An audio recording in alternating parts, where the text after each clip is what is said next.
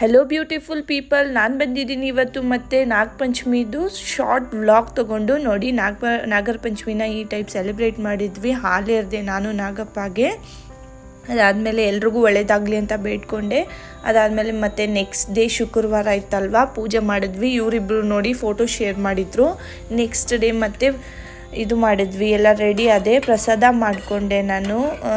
ನಾಗಪ್ಪಗೆ ಹಾಲೆರಕ್ಕೆ ಹೋಗೋಕ್ಕೆ ಈ ಥರ ಎಲ್ಲ ಗೋಡಂಬಿ ದ್ರಾಕ್ಷಿ ಎಲ್ಲ ಹುರ್ಕೊಂಡು ಬೆಲ್ಲದ ನೀರು ಹಾಕಿ ಬೇಳೆಯಲ್ಲಿ ಕುದಿಸ್ಕೊಂಡು, ಅದಾದಮೇಲೆ ಅದನ್ನು ಇನ್ನೂ ಚೆನ್ನಾಗಿ ಕುದಿಸಿದ್ರೆ ಹಾಗೆ ಪ್ರಸಾದ ಆಯಿತು. ಅದಾದಮೇಲೆ ಬೇಳೆ ಕುದಿಸಿರೋ ನೀರು ತೆಗೆದು ಅದನ್ನು ಸಾಂಬಾರನ್ನು ಕೂಡ ಮಾಡಿಕೊಂಡೆ. ಇದಕ್ಕೆ ಹ್ಯಾಗ್ರೋ ಅಂತಾರೆ, ಇದು ದೇವಸ್ಥಾನದಲ್ಲೆಲ್ಲ ತಿಂದಿರ್ತೀರ, ಮಾಡ್ಕೊಂಡು ನೋಡಿ ಸೂಪರಾಗಿರುತ್ತೆ. ಆಮೇಲೆ ಆ ನೀರಿಂದ ಸಾರು ಮಾಡಿದೆ. ಆಮೇಲೆ ದೇವ್ರ ಪ್ರಸಾದಕ್ಕೆ ಫುಲ್ ಪ್ಲೇಟ್ ರೆಡಿ ಮಾಡಿಕೊಂಡು ಹೊರಟೆ ನಾನು ದೇವಸ್ಥಾನ ಹತ್ರ. ಅಲ್ಲಿ ಇಲ್ಲಿ ಗಣೇಶ ಟೆಂಪಲ್ ಇದೆಯಲ್ಲ, ಅಲ್ಲೇ ಎಲ್ಲ ನಾಗಮೂರ್ತಿಗಳಿದೆ. ಅಲ್ಲಿ ಹೋಗಿ ಹಾಲು ಎರೆದು ನಾನು ಎಲ್ಲ ಪೂಜೆ ಮಾಡಿ ಬಂದೆ. ನೋಡಿ ಎಷ್ಟು ಜನ ಎಷ್ಟು ಚೆನ್ನಾಗಿ ಪೂಜೆ ಮಾಡಿದ್ದಾರೆ, ನೋಡೋಕ್ಕೆ ಎಷ್ಟು ಖುಷಿ ಆಗ್ತಾಯಿತ್ತು ನಾಗಪ್ಪನ. ಇದು ಅಮ್ಮ ಮನೆ ಲಕ್ಷ್ಮೀ ಪೂಜಾ. ಅದಾದಮೇಲೆ ಇದು ನನ್ನ ಗಂಡನ ಮನೆಯದು. ಆಮೇಲೆ ಆಫೀಸ್ಗೆ ಹೋದೆ.